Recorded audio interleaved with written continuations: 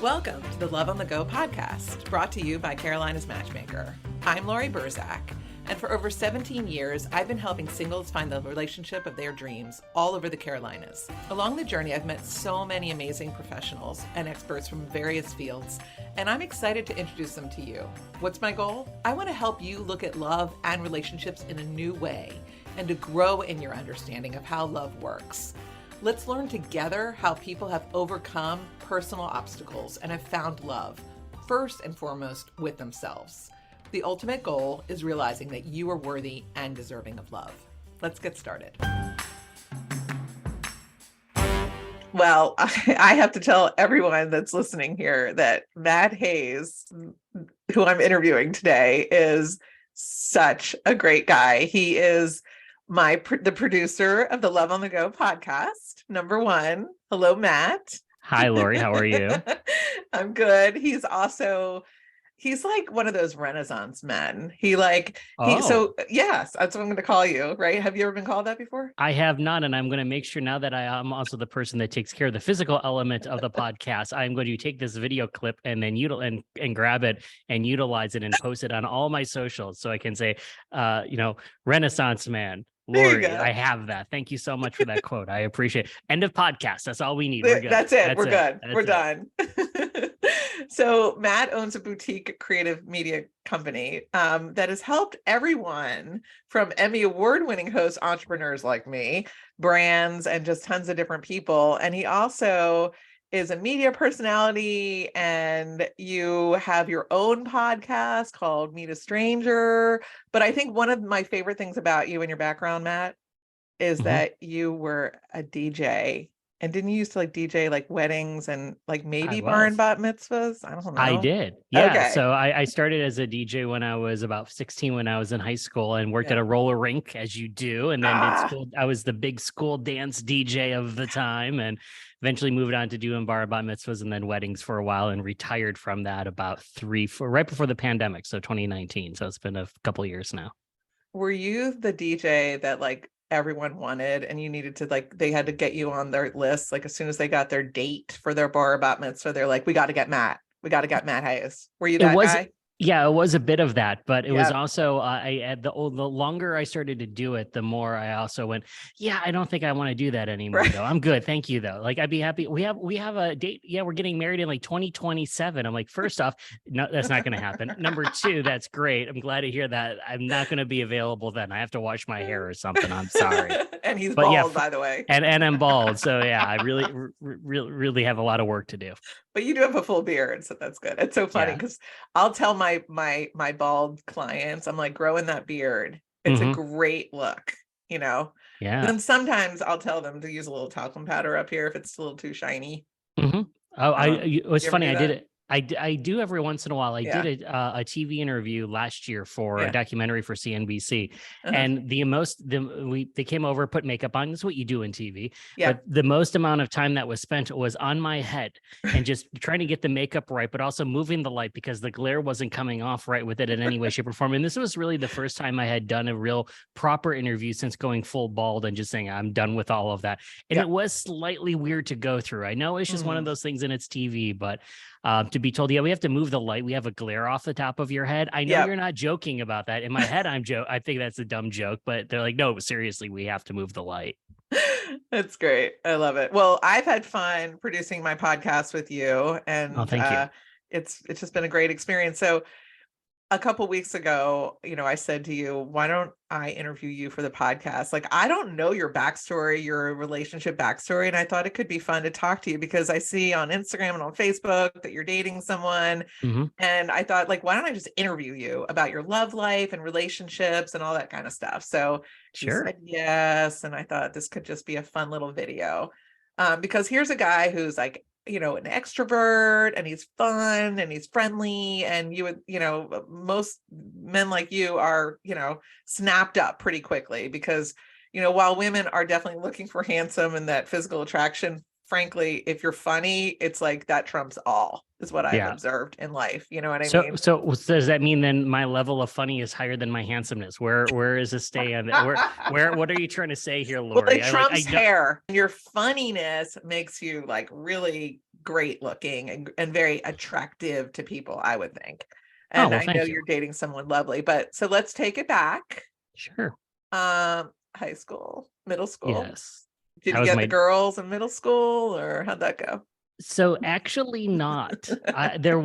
What's really strange is that one of the reasons why I got into DJing when I was in Mhm. school is because I felt so uncomfortable with girls. And I thought, oh, Okay. this is going to be a great way to meet people and interact on all. And that was one of the biggest reasons why I got into that.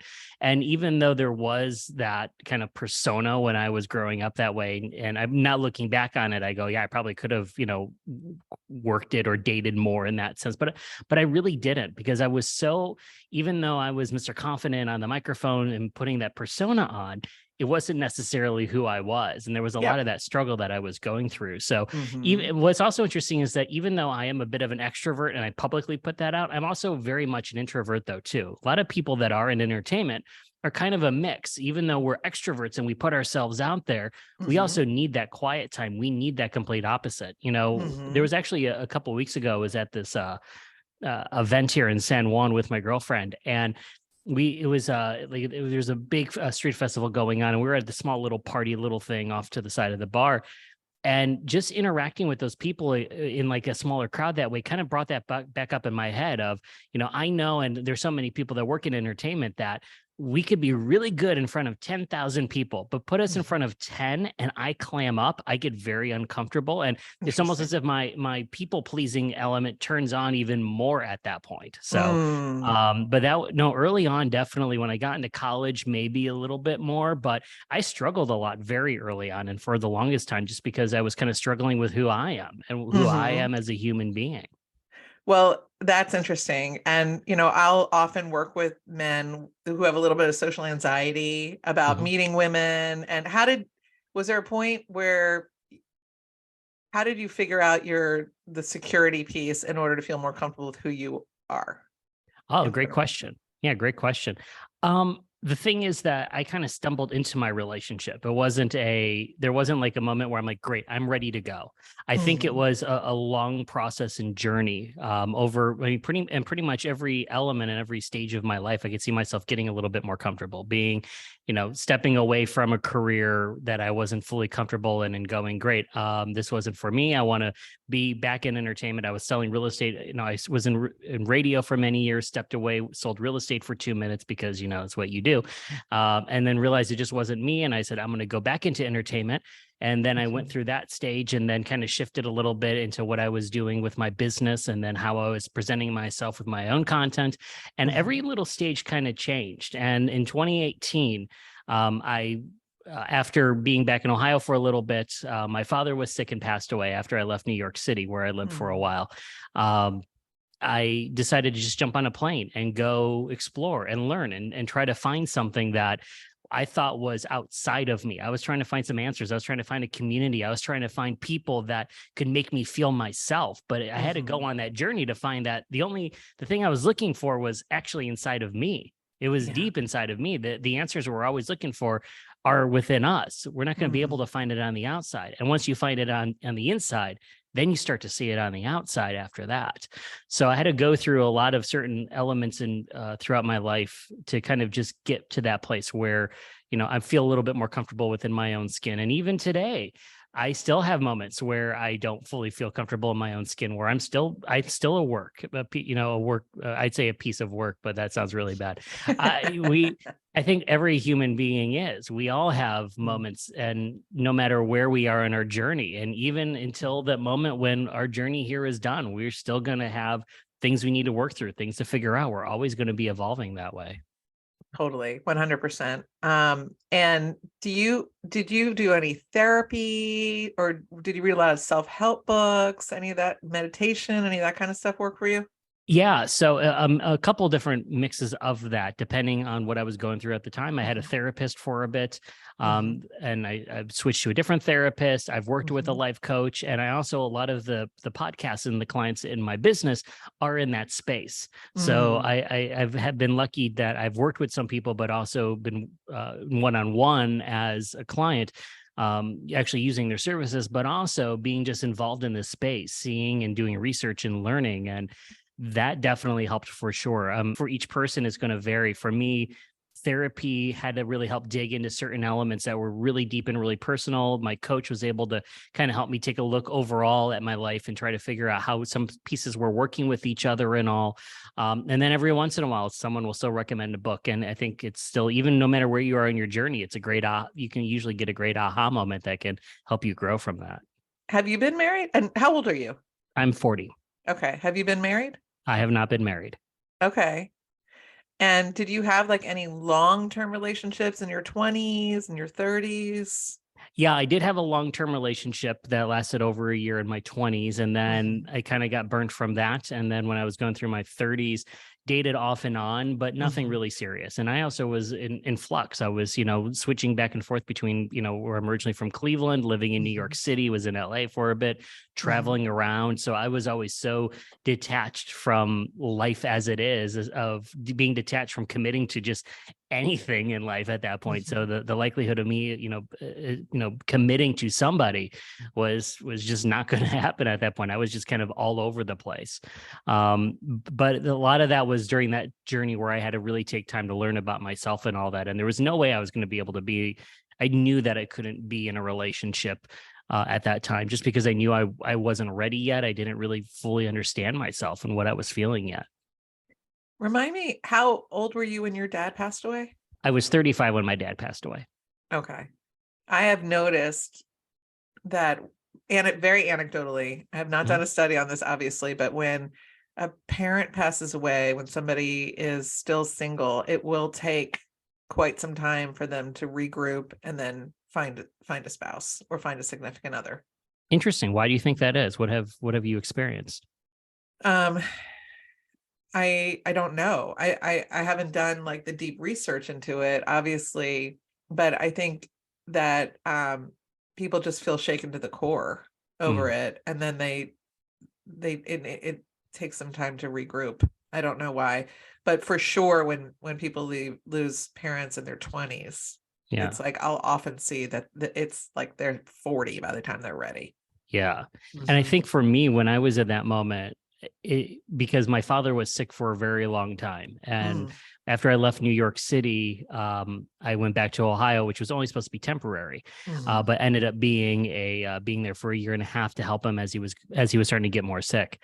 And and that process of being in your 30s,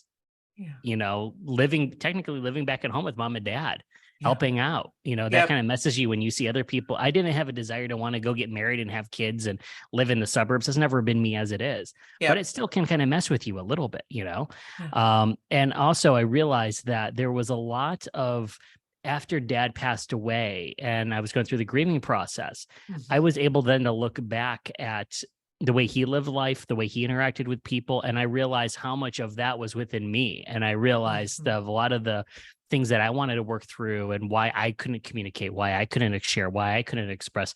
He had that and some of those things. There's a moment like about a year or two ago, we found a video. My brother's former Marine found a video of his graduation from boot camp. This was like in 2004. So it's about 20 something years ago. And I had a friend of mine take the VHS tape, convert it to digital. I haven't seen this video in 20 something years. And I saw this video of my father, who at the time was probably, at that time, I think like in his 40s. So a little bit older than me. And when I was watching him interact with some people that we know was sitting in the grandstands, even though it was him, I went, oh my God, that's me. Just the interaction and how he was talking to people. And I realized that certain things that I was working through was something that he was working through. And that was such an aha moment of, oh, okay, now this totally makes sense. Yeah. Interesting. Tell us back to your love relationship. So you're dating someone now. How long have you been dating her? How did you meet her? How's it going? Yeah. So we've been dating actually a couple of weeks ago. We just celebrated 1 year since we met. Okay. So I live in Old San Juan, Puerto Rico. Been down here for 4 years now. It was a Sunday. Strangely enough, I walked into a bar. One of those stories. I walked into a bar here in my neighborhood just to talk to the bartender. We had some drama going on in the neighborhood. It was a Sunday night. My goal was just to walk in, have a quick conversation about what was going on. We had to figure some things out, like 10 minutes, and I was going to go to the grocery store, make some food, go to bed early. Sit down, chat with the bartender, finish our conversation, look over, and there are two lovely women from Chicago that are there on vacation. And, you know, a lot of the stuff that I do is just talking to random people, or talking to random strangers, especially tourists. So I'm like, oh, I'll chat for a few minutes and all. One of them, Jen, who is my girlfriend's friend, was trying to hook up with the bartender. So she was hoping that I could play wingman. Like, do you know him? Do you think he'd be interested? Can you send him a message? I'm like, all right. Well, I guess dinner's holding off for a little bit at this point. Kat, my girlfriend now, and I just started chatting, and we spent the evening together, and we ended up going out once or twice after that. And after that, we joke how it just kind of came together, how I wasn't planning on it. I know I knew deep down I wanted something serious. I knew that. I think deep down I knew I was ready. I felt a lot of things unlock within the last couple of weeks beforehand. There were just little moments that made me go, I think I'm ready. Okay, I can see that something's brewing and all that. I knew that I was ready, but I still felt a wall up. I still had that. I've been, single for so long. And I definitely had this wall up, and here she came in like, with a sledgehammer, like, we're going to knock this wall down. And it was this amazing process after we met we would talk all the time. But there was a moment I remember where I was out and about somewhere in the neighborhood and saw something. I'm like, oh, I need to talk to Kat about this. And it clicked in my head of, that's interesting. I knew that I was talking to her so much, but I didn't really know why. I couldn't really, put two and two together of, oh, you really do like her. Take your wall down, you idiot. What are you doing? I was at a point in my life where I knew I was ready. And she kind of dragged me out of my own hole, dragged me out behind from the wall of, yeah, you are ready. Come on, let's go. And I think I genuinely needed that in that moment. And because of that, we've had that really kind of has resonated with us in our relationship, because we're both very supportive people, both wanting to help each other to grow, wanting to learn. When I started a new project, she's my biggest supporter of everything. She wants to see me succeed. When she's having problems at work, I'm the first person that she talks to, and I want to listen to her and help her out that way. So, that element and that dynamic of the relationship just came out, very early on that way. And that was something that I knew that in whoever I dated, I wanted to have something on that level. I mean, yes, it's about, we do love each other. Yes, there is something deep. We have, we read each other's minds like crazy. It's insane. We kind of feel like two old souls that have kind of reconnected after all this time. The first night we went out, after the night we went out, our kind of first dates per se, we're out in the neighborhood and stopped by another friend's bar. And there were two women from New York City sitting at the bar, and they looked over and were talking to us, and they looked at us and said, so like, you live in Chicago, pointing at her. She lives in Chicago. I live in Old San Juan. We go back and forth. And they look at us and say, so how long have you two been dating for? A couple of years? And we went, no, we just met like less than a week ago. They said, I could swear you guys have been dating for years. It just was one of those things that just genuinely clicked so early on. And that's when I set up a couple and they come back to me and they say, I felt that romantic connection, and I felt like a feeling of home, a feeling of safety. That's that's the magic formula always. And you had that. Yeah. But the click and the home.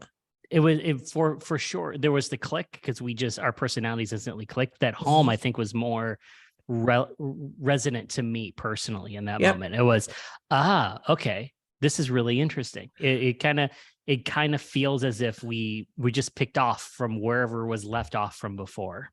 Okay, so I just had this little epiphany when you asked me earlier, why do I think it is that when people lose a parent, they have such a hard time connecting with somebody? So here's my answer now. Because their home, their parent, has been removed from their lives in the physical sense. And it's hard to find home when your home has collapsed. Yeah, that makes sense. Yeah, that makes sense, because I think came to me. Yeah, because after Dad died, I felt this instant shift. It was, this is the next chapter. It wasn't, I mean, I was sad, but the moment wasn't like a sad moment. It was just, this feels as if I physically took a book and changed the page to the next chapter. It's like, okay, here we are. That was this chapter. Here's this chapter. What is this next chapter? How does that relationship then with my mom change, with my brother, with the family? What is the first Thanksgiving? What is those first Christmases? What are those elements that we have going to be like? Because they're going to be different. They're always going to be different at that way. And that's that is a real mental struggle that you deal with after someone passes that way, all those firsts that way, because it is all new. Yeah. And literally, how can you feel home when your home has dissolved? I don't know. That's just, okay, there's the hypothesis. It's out there. I love that though. Yeah, that's true. Yeah. All right, whatever. Anyway, okay, shifting back. Okay, so how are you handling this long? A lot of people say, I don't want a long distance relationship, and you're making it work clearly. So how are you doing that? So to give a little bit of background, I live in Old San Juan, Puerto Rico. She lives on the north side of Chicago.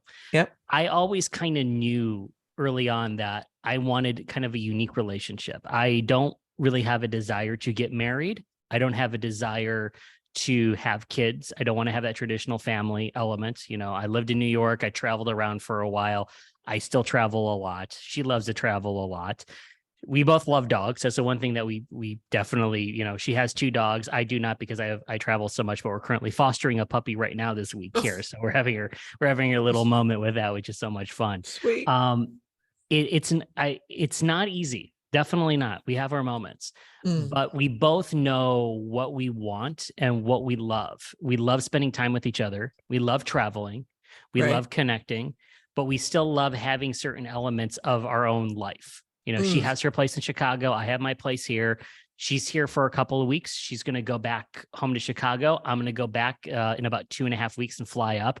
Then she's going to Amsterdam with one of her oldest friends for a little while. I might be going to London, potentially with a buddy of mine from down here who mentioned about doing that. And then we'll get together and we'll hang out again. And we talked this weekend about some trips we're thinking about doing, maybe Western Canada, certain elements of South America. We spent next couple weeks in Mexico City last year. So for us in our lives, and we want to do things differently. So it has been those moments though, when we've had our falters, where we've had to learn how to communicate. We've had to learn what is a sense of communication that makes us feel safe and comfortable. You know, she's more on we both love doing FaceTimes. She's more comfortable in that sense. I'm more comfortable in, if we're texting and just sending messages and all throughout the day, I'm more comfortable in that.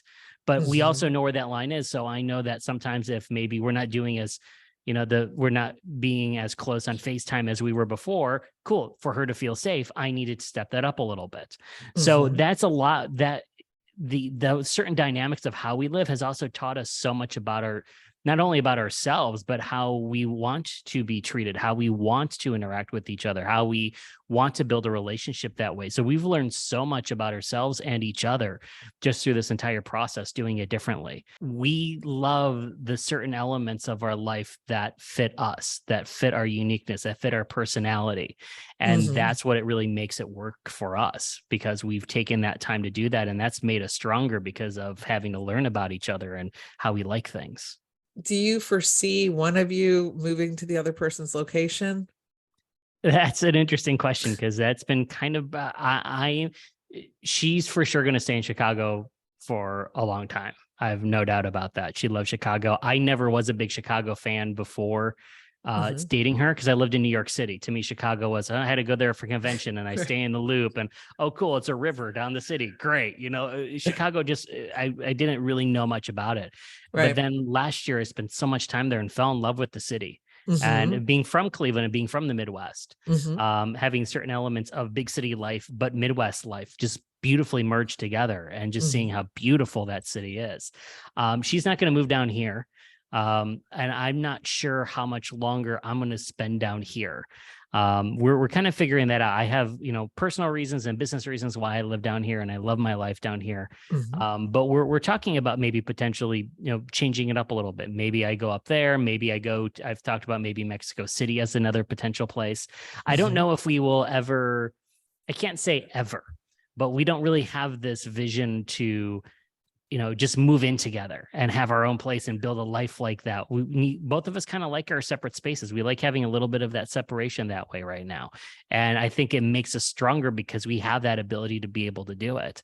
I see, so many couples, I think of couples that are, one of my oldest friends who unfortunately passed away from COVID, who he was in his 70s when he remarried. And this was not his first marriage. But what was unique about his relationship was he and his wife had physical separate spaces in the same apartment complex.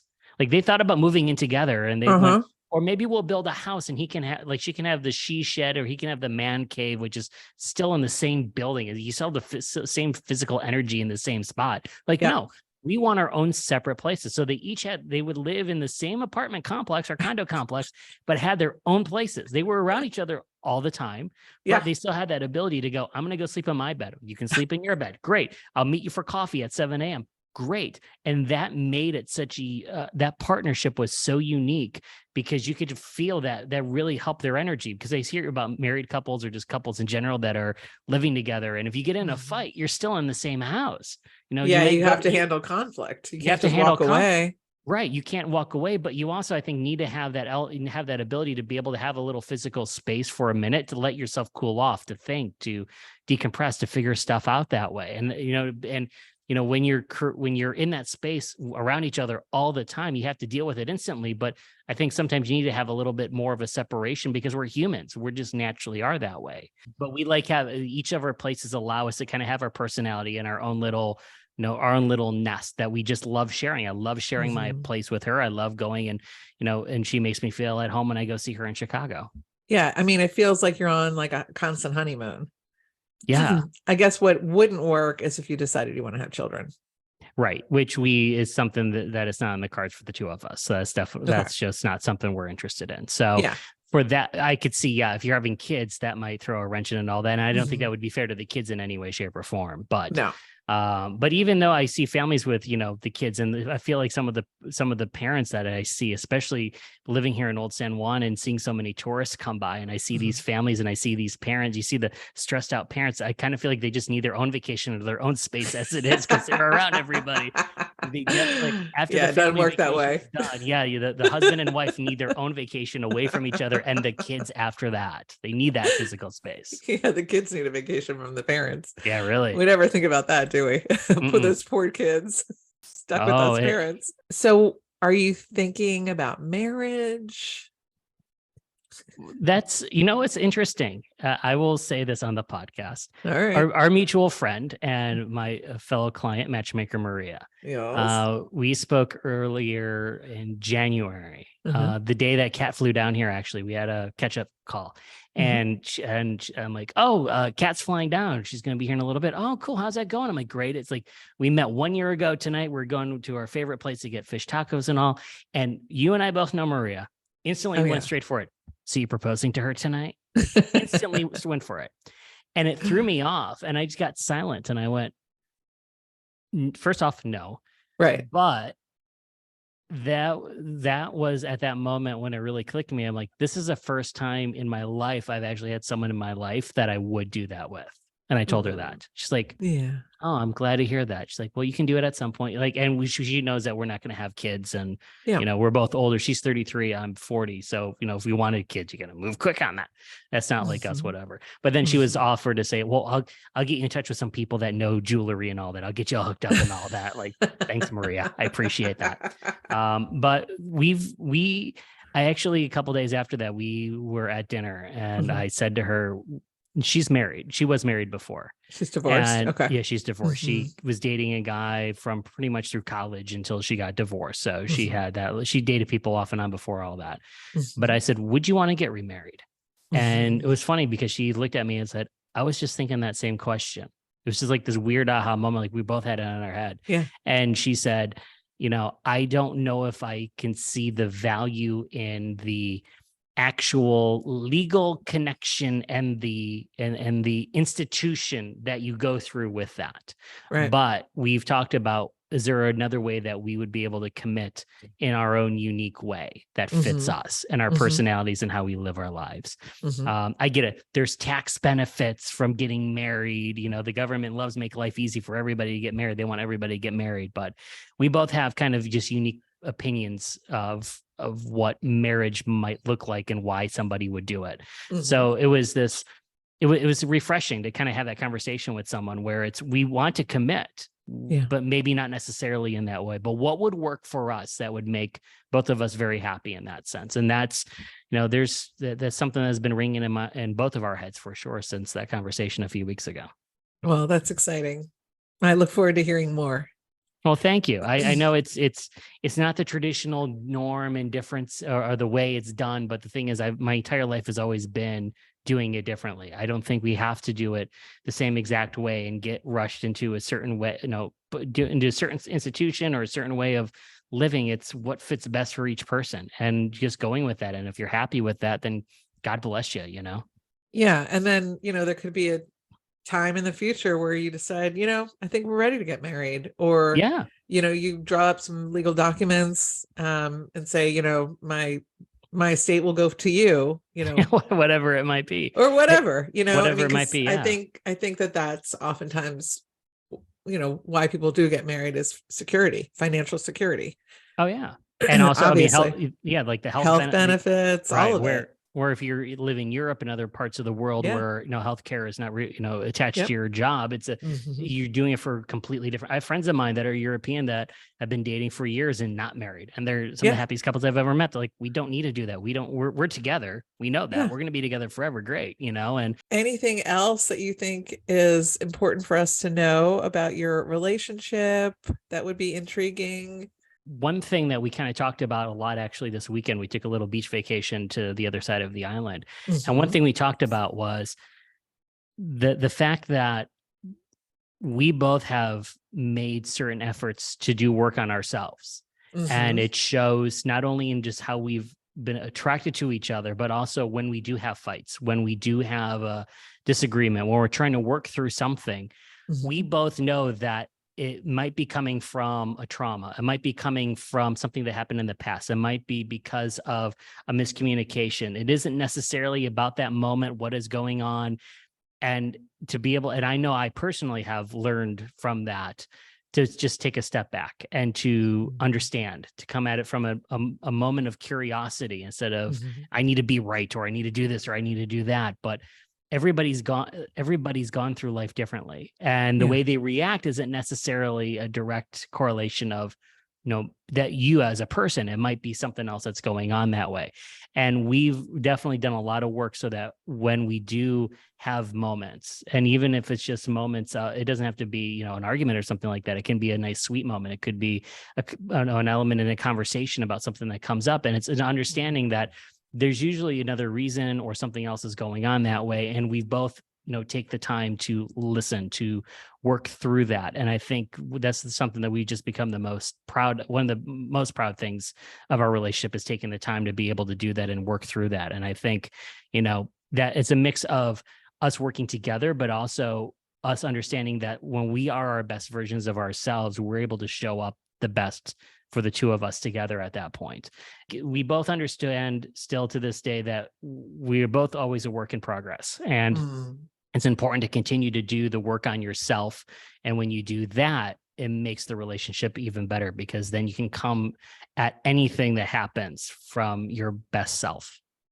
Well, and isn't that what this podcast is all about? You just tied it all up in a beautiful bow there, Matt. Thank you. That is my job. That is my job. Literally, you're living it. You're living what my podcast is about.